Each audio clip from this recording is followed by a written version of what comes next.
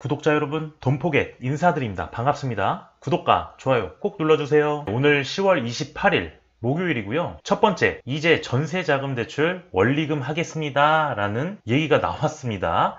이 부분 설명드리고요. 두 번째, 집값은 정부가 올려놓고 국민한테 책임 전가를 하는지 도저히 이해가 안 되는데 이 부분 체크하고 설명하도록 하겠습니다. 시시각각 바뀌는 정부 정책으로 머리가 너무 아파요. 도대체 언제까지 참아야 할지 모르겠습니다. 점점 부동산 시장은 난이도가 올라가고 있고요. 이에 정부 정책도 더 복잡해지고 있는데 국민들을 천재로 만들 생각인지 계획대로 지금 진행하고 있는 건지 의심스럽습니다. 이제 속지 마세요. 집값 잡는다고 초과 3간 다 태운다.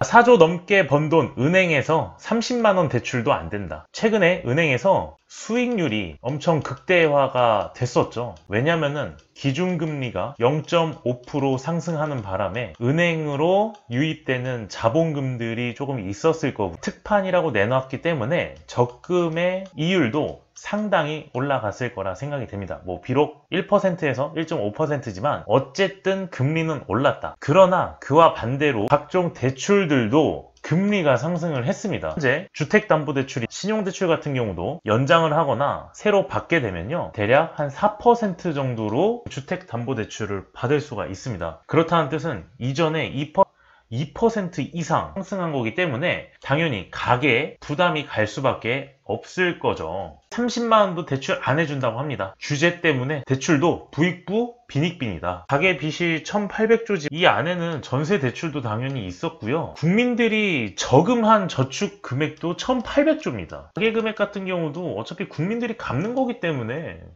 왜 굳이 나라에서 이렇게까지 하는지 잘 모르겠습니다. 시중은행 같은 경우는 거의 막아놨고요. 돈을 빌리고 있는 사람들은 지금 빌리지 못해가지고 다급함을 호소하고 있고요. 단기간에 사용을 해서 단기간에 갚는 카드론이라든가 저축은행에서 일시적으로 용돈이라든가 이런 부분들을 다 막아두고 있습니다. 가계대출의 상승으로 이 총량을 관리하겠다라는 명목으로 대출 금지를 하고 있습니다.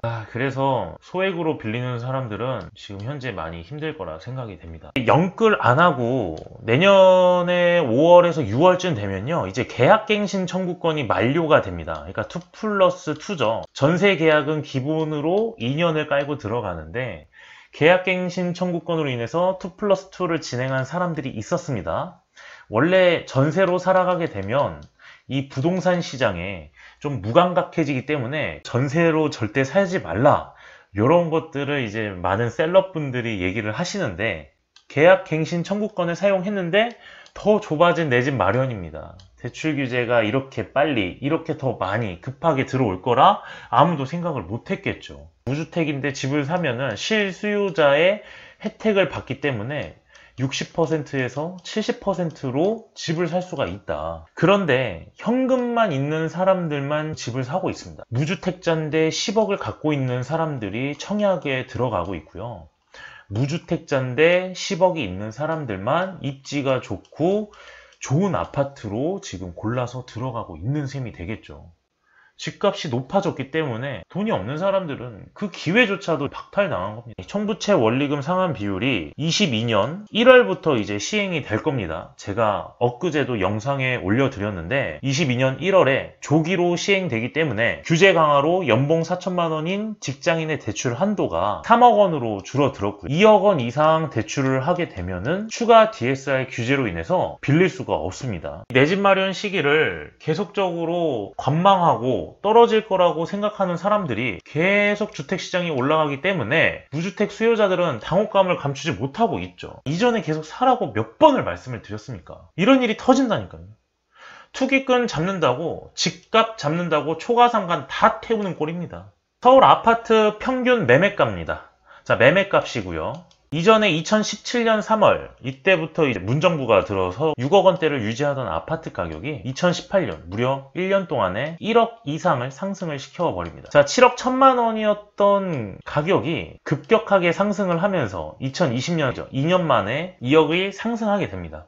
주택 중위값이 10억 원이 돌파를 했다. 서울 아파트 평균 가격이 10억이 돌파했기 때문에 수도권에 집을 장만하셔라 여러 번 말씀드렸고요. 그때 당시만 하더라도 서울 아파트 평균값이 이제 10억, 11억이었었는데 지금 이제 9월달 기준으로 11억 9,900만원, 10월 달에는 12억을 돌파를 하였습니다. 수도권 평균 매매 집 가격도 6억 원을 지금 웃돌고 있는 상황입니다. 6억 원이 넘게 되면은 주택금융공사에서 제공하고 있는 보금자리론을 사용을 할 수 없게 됩니다. 6억 원 이하만 사용을 할 수 있기 때문에 그 전에 올라타셔라 이렇게 얘기를 드리고 싶은데 네, 좀 생각을 더 해보시길 바랍니다. 집값을 이렇게 누가 올렸습니까, 도대체?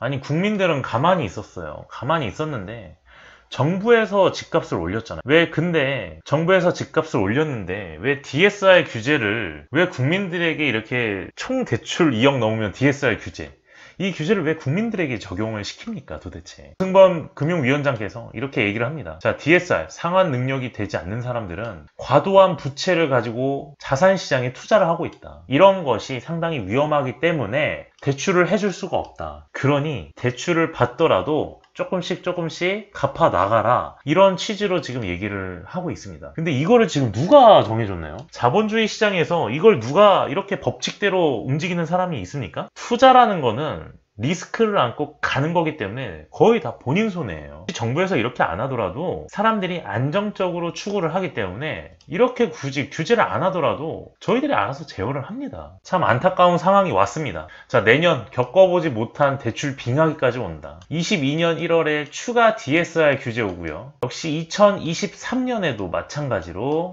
또 이거에 맞는 2차 추가 DSR 규제가 올 겁니다. 한층 더 앞으로 나아가서 금융공사에 제공하고 있는 것들도 혹시 규제를 하지 않을까 그런 생각이 듭니다. 2030 세대들이 제일 타격이 심할 것 같습니다. 금융사들 50점 맞는 애한테 다음 시험에서 90점 맞으란 얘기죠. 이 세금 관련해서도 되게 많이 꼬여 있어요. 종부세라든가 보유세, 양도세, 증여세, 상속세 이런 것들도 상황에 따라서 세금이 너무 천차만별이기 때문에 이것도 정말 달라져서 국민들이 머리 아프지만 이제는 대출 총량과 대출이 나올 수 있는 한도 그 다음에 이제 신용 이런 것들을 관리를 하지 않으면은 받을 수도 없고 받기조차도 상당히 까다로워집니다. DSR 규제도 있고요. 우리나라 같은 경우는 DTI도 규제를 하고 LTV도 규제를 하지 않습니까? DSR, DTI, LTV 이렇게 전체를 규제하는 나라는 우리나라밖에 없을 거예요. DSR을 규제를 하게 되면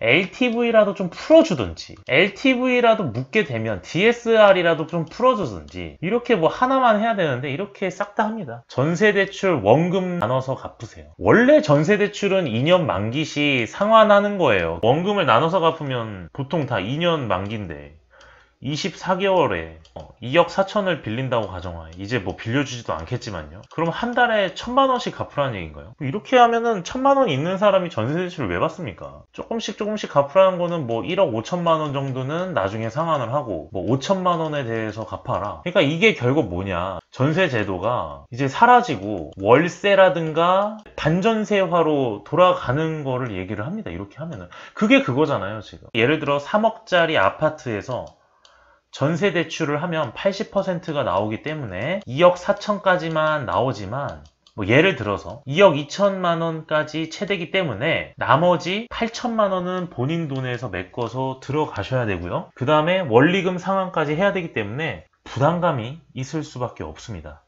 이제 현실화가 된다. 주택금융공사에서도 보금자리론, 적격대출, 디딤돌 대출 이런 것들이 지금 이제 규제는 하지 않는다고 얘기를 했지만 내년에 가계부채 관리를 4%로 낮추게 되면 앞으로 주택금융공사에서도 제공해주는 그런 것들도 규제에 들어갈 가능성이 상당히 크고요. 23년부터 DSR을 2차 추가 규제를 하게 되면 그 부분에 있어서도 더욱더 빌리기 힘들 겁니다. 시시각각 바뀌는 정부 정책 때문에 머리가 너무 아프고요. 오늘 원래 주식 영상을 올려야 되는데 구독자분들께 양해 말씀드리고 다음부터는 주식 영상을 좀 올려드리도록 하겠습니다. 이상 돈포겟 영상은 여기까지고요. 자, 영상 마무리하도록 하겠습니다. 감사합니다.